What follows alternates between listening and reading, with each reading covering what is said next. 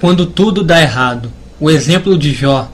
Imagine um dia que começa como qualquer outro. Você se levanta para ir ao serviço e, chegando na firma, encontra as portas lacradas. A firma fechou, sem aviso. Você inesperadamente ficou desempregado, tendo obrigações para cumprir. Você decide ir ao banco para sacar dinheiro, pagar algumas contas que estão vencendo. Mas chegando ao banco, eles dizem que sua conta foi fechada, sem explicação, que você não tem nenhum centavo. O dia já está piorando. Você resolve voltar para casa, ainda tentando entender o que está acontecendo. Chegando perto de sua rua, você percebe vários bombeiros e ambulâncias correndo por todos os lados. Suas vizinhas estão na rua, chorando inconsolavelmente. Antes de você chegar até sua casa, um dos vizinhos chama você e fala palavras que jamais esquecerá. Aconteceu tão rápido, ele diz, que não foi possível salvar ninguém. A casa de repente explodiu, todas que estavam dentro morreram. Eu sinto muito, todos os seus filhos estão mortos. Alguns dias passam, você acorda num lugar estranho, olhando para seu redor, percebe que está no hospital. Você está sentindo dores terríveis e uma coceira constante. Depois de algumas horas de sofrimento, a enfermeira avisa que está na hora de visita. No seu caso, várias pessoas serão permitidas entrar para visitá-lo. A primeira pessoa que entra no quarto é sua esposa, precisando muito de uma palavra de consolo e de explicação. Você olha para ela com tanta esperança, nunca imaginando que ela vai falar. Ela chega perto de sua cama e começa a gritar. Eu não entendo a sua atitude, ela diz. Sua fé não vale nada. Você confia no Deus que fez tudo isso? Amaldiçoe o nome de Deus e morra. Com essas palavras, ela sai do quarto. Enquanto você procura entender tudo isso, chegam alguns amigos seus. São velhos amigos, sempre prontos para ajudar. Agora será consolado, mas eles entram no quarto, veem seu estado crítico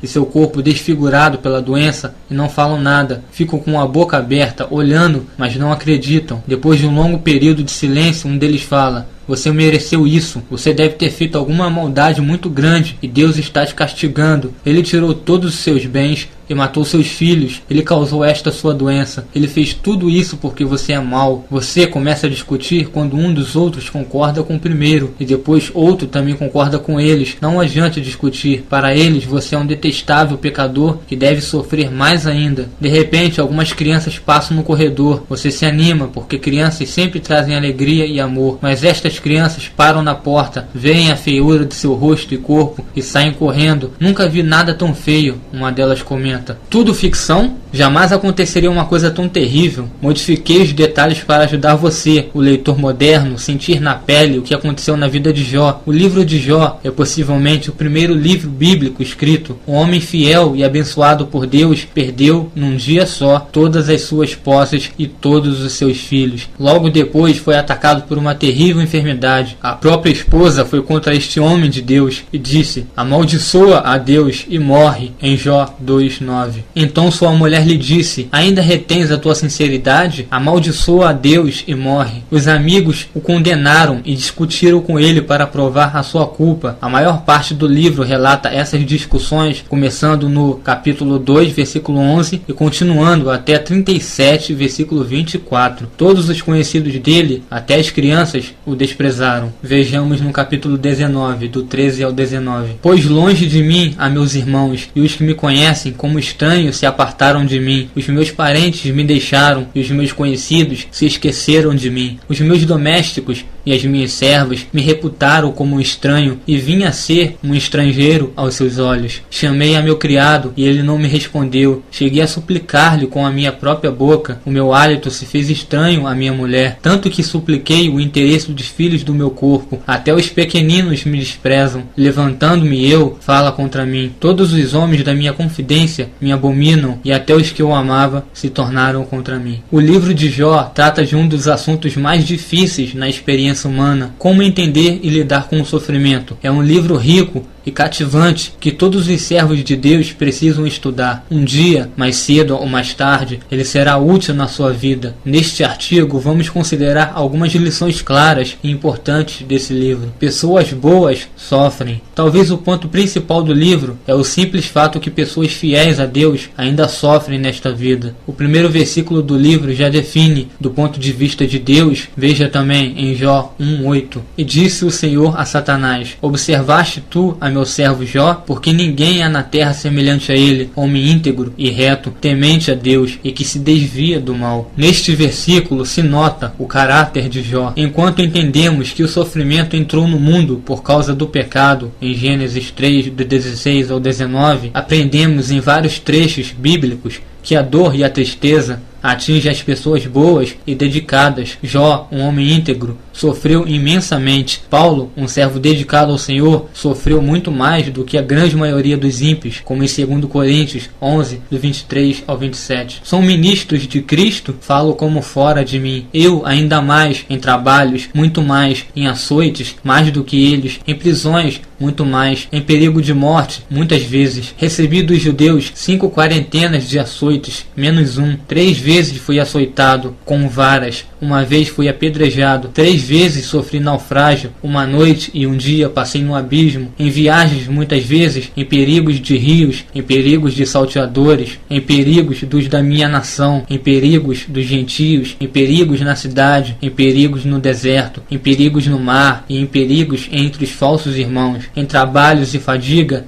em vigílias muitas vezes, em fome e sede, em jejum muitas vezes, em frio e nudez. Mesmo quando ele pediu a Deus, querendo alívio de algum problema, Deus recusou o seu pedido, como em 2 Coríntios 12, do 7 ao 9. E para que não me exaltasse pela excelência das revelações, foi-me dado um espinho na carne, a saber, um mensageiro de Satanás para me esbofetear, a fim de não me exaltar, acerca do qual 3 vezes orei ao Senhor para que se desviasse de mim, e disse-me: a minha graça te basta, porque o meu poder se aperfeiçoa na fraqueza, de boa vontade, pois me gloriarei nas minhas fraquezas, para que em mim habite o poder de Cristo. Por isso sinto prazer nas fraquezas, nas injúrias, nas necessidades, nas perseguições, nas angústias, por amor de Cristo, porque quando estou fraco, então sou forte. Mas não devemos estranhar com isso, pois o próprio Filho de Deus sofreu na carne. Hebreus 9 ao 10 e depois o versículo 18. Vemos, porém, coroado de glória e de honra aquele Jesus que fora feito um pouco menor do que os anjos, por causa da paixão da morte, para que pela graça de Deus provasse a morte por todos. Porque convinha que aquele, para quem são todas as coisas, e mediante quem tudo existe,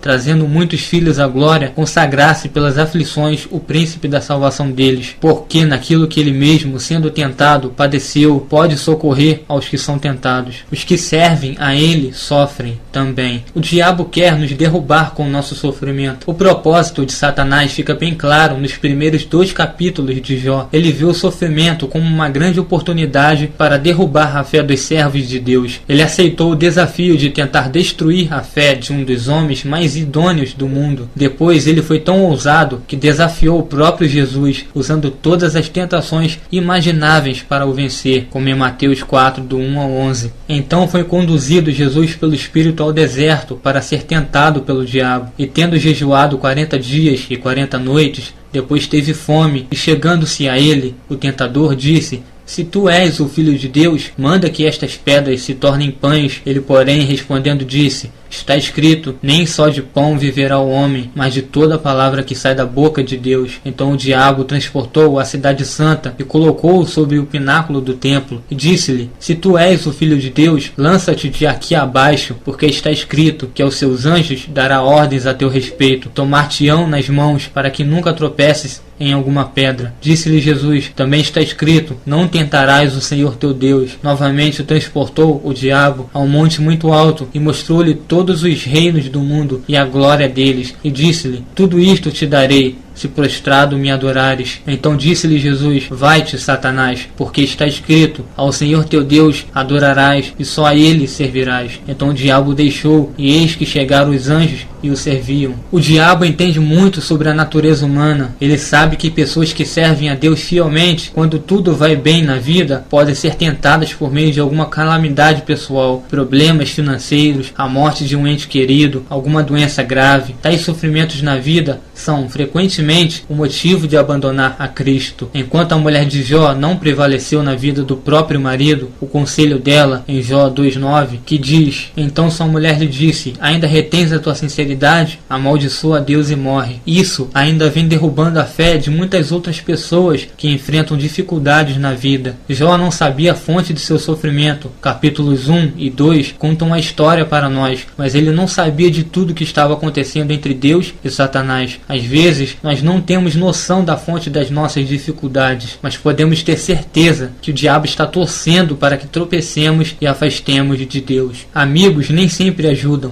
3 amigos de Jó ficaram sabendo de seu sofrimento e combinaram ir juntamente condoer-se dele e consolá-lo, em Jó 2:11. Mas as palavras deles não ajudaram, ofereceram explicações baseadas nas opiniões deles e não na verdade que vem de Deus. Onde Deus não tinha falado, eles ousaram de falar. O resultado não foi consolo e ajuda, e sim perturbação e desânimo. A mesma coisa acontece hoje. Quando alguém sofre de um problema de saúde, outras pessoas tendem a falar sobre algum caso triste de alguém que teve a mesma doença e morreu. Quando uma pessoa amada morre, muitas pessoas procuram confortar a família com palavras insensatas e até mentirosas. É melhor falar umas poucas palavras com compaixão do que falar muito e entristecer a pessoa mais ainda. Quando sofremos perda, é melhor procurar conselho na palavra de Deus e da boca de pessoas que a conhecem e que vivem segundo a vontade do Senhor. Deus não explica tudo. Quando sofremos, é natural perguntar: por que? Jó fez isso em Jó 3:24. Por que antes do meu pão veio o meu suspiro e os meus gemidos se derramam como água? Abacuque fez a mesma coisa em Abacuque 1:3. Por que razão me mostras a iniquidade e me fazes ver a opressão? Pois que a destruição e a violência estão diante de mim, havendo também quem suscite. Outras pessoas têm feito a mesma pergunta. É interessante e importante observar que Deus não responde a todas as nossas perguntas. Pode ler o livro de Jó do começo ao fim e não encontrará uma resposta completa de Deus à pergunta do sofredor. Durante a boa parte da história, Deus deixou Jó e seus amigos a ponderar o problema. Quando o Senhor falou no fim do livro, ele não explicou o porquê. A partir do capítulo 38, Deus afirma que o homem, como mera criatura, não é capaz de entender muitas das coisas de Deus e não é digno de questionar a sabedoria divina. Jó entendeu a correção de Deus e respondeu humildemente: sou indigno, que te responderia eu? Ponho a mão na minha boca. Uma vez falei e não replicarei. Aliás, 2 vezes, porém não prosseguirei. Jó 40, do 4 ao 5. Jó pediu desculpas a Deus por ter duvidado da justiça e da bondade do Criador. Na verdade, falei do que não entendia, coisas maravilhosas demais para mim, coisas que eu não conhecia, por isso me abomino e me arrependo no pó e na cinza. Jó 42, 3 e o 6. Depois do sofrimento, vem as bênçãos. O sofrimento desta vida é temporário. O sofrimento de Jó foi intenso, mas não durou para sempre. É bem provável que ele lembrou durante o resto da vida daquelas experiências doloridas, mas a crise passou e a vida continuou. Deus restaurou as posses dele em porções dobradas. A mesma coisa acontece conosco. Enfrentamos alguns dias muito difíceis, mas as tempestades passam e a vida continua. Vivendo na época da nova aliança de Cristo, nós temos uma grande vantagem. Temos uma esperança bem definida de uma recompensa eterna no céu. Hebreus 11, do 13 ao 16. Todos estes morreram na fé, sem terem recebido as promessas, mas vendo-as de longe e crendo-as e abraçando-as, confessaram que eram estrangeiros e peregrinos na terra, porque os que isto dizem claramente mostram que buscam uma pátria, e se na verdade se lembrassem daquela de onde haviam saído, teriam oportunidade de tornar, mas agora desejam uma melhor, isto é, a celestial. Por isso também Deus não se envergonha deles, de se chamar seu Deus, porque já lhes preparou uma cidade. E do 39 ao 40. E todos estes, tendo tido testemunho pela fé, não alcançaram a promessa, provendo Deus alguma coisa melhor a nosso respeito, para que eles, sem nós, não fossem aperfeiçoados. E o capítulo 12, do 1 ao 3. Portanto, nós também, pois que estamos rodeados de uma tão grande nuvem de testemunhas, deixemos todo o embaraço e o pecado que tão de perto nos rodeia, e corramos com paciência a carreira que nos está proposta, olhando para Jesus, autor e consumador da fé, o qual, pelo gozo que lhe estava proposto, suportou a cruz, desprezando a afronta, e assentou-se à destra do trono de Deus. Considerai, pois, aquele que suportou tais contradições dos pecadores contra si mesmo, para que não enfraqueçais,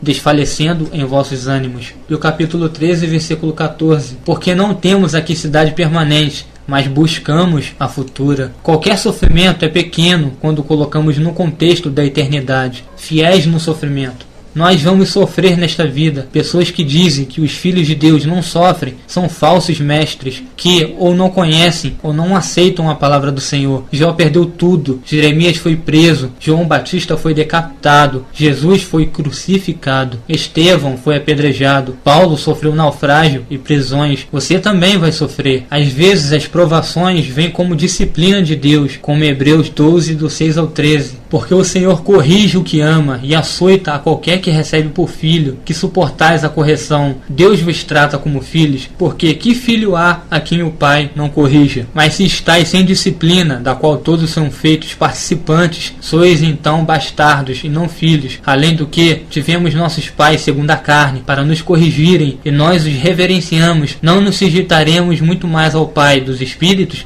para vivermos, porque aqueles, na verdade, por um pouco de tempo, nos corrigiam como bem lhes parecia, mas este, para nosso proveito, para sermos participantes da sua santidade, e na verdade toda a correção, ao presente, não parece ser de gozo, senão de tristeza, mas depois produz um fruto pacífico de justiça nos exercitados por ela. Portanto, tornai a levantar as mãos cansadas e os joelhos desconjuntados, e fazei veredas direitas para os vossos pés, para que o manqueja não se desvie inteiramente antes seja sarado. Às vezes também não, mas sempre são oportunidades para crescer, como Tiago 1, do 2 ao 4. Meus irmãos, tende grande gozo quando cairdes em várias tentações, sabendo que a prova da vossa fé opera a paciência. Tenha, porém, a paciência a sua obra perfeita, para que sejais perfeitos e completos, sem faltar em coisa alguma. E convites também para adorar a Deus, em Tiago 5:3. Está alguém entre vós aflito? Ore. Está alguém contente? Cante louvores. E também Jó 1:20. Então Jó se levantou e rasgou o seu manto e rapou a sua cabeça e se lançou em terra e adorou. Às vezes não sabemos o que fazer e a tendência de estarmos em uma situação inesperada é nos desesperarmos, é perder a esperança. Imagina que você está numa situação que você não previa. Imagina que essa mesma situação não fosse realmente calculada. E pior, parece que nessa hora os amigos se distanciam. Parece que nessa hora até mesmo Deus está longe. Parece que nossas orações e clamores não conseguem atingir os lugares celestiais. Mas aquele que adotou você para a sua família jamais te lançará fora, como diz em João 6, do 37 ao 39. E Jesus diz: e o que vem a mim, de maneira nenhuma o lançarei fora. Porque eu desci do céu, não para fazer a minha vontade, mas a vontade daquele que me enviou, e a vontade do Pai que me enviou é esta, que nenhum de todos aqueles que me deu se perca, mas que o ressuscite no último dia. O cristão sofre aflições, mas ao contrário de quem não tem Deus, é que em tudo somos atribulados, mas não angustiados, perplexos, mas não desanimados, perseguidos, mas não desamparados, abatidos, mas não destruídos, trazendo sempre por toda parte a mortificação do Senhor Jesus no nosso corpo, para que a vida de Jesus se manifeste também nos nossos corpos. E assim nós que vivemos, estamos sempre entregues à morte por amor de Jesus, para que a vida de Jesus se manifeste também na nossa carne mortal. Segundo Coríntios 4, do 8 ao 11. O incrédulo sofre as mesmas aflições, mas não há quem o ampare. Mas a palavra de Deus diz: e todo aquele que vive e crê em mim nunca morrerá. Crês tu isto? João 11, 26.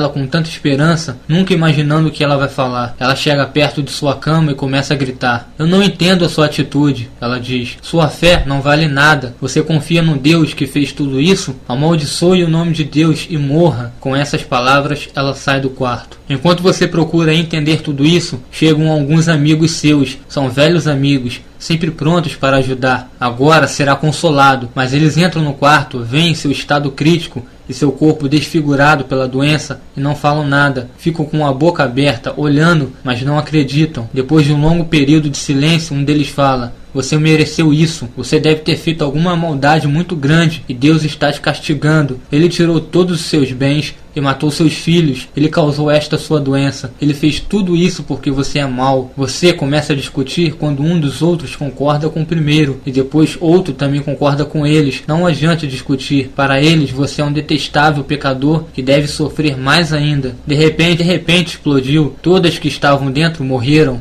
eu sinto muito, todos os seus filhos estão mortos. Alguns dias passam, você acorda num lugar estranho, olhando para seu redor, percebe que está no hospital, você está sentindo dores terríveis e uma coceira constante. Depois de algumas horas de sofrimento, a enfermeira avisa que está na hora de visita. No seu caso, várias pessoas serão permitidas entrar para visitá-lo. A primeira pessoa que entra no quarto é sua esposa, precisando muito de uma palavra de consolo e de explicação. Você olha para ela.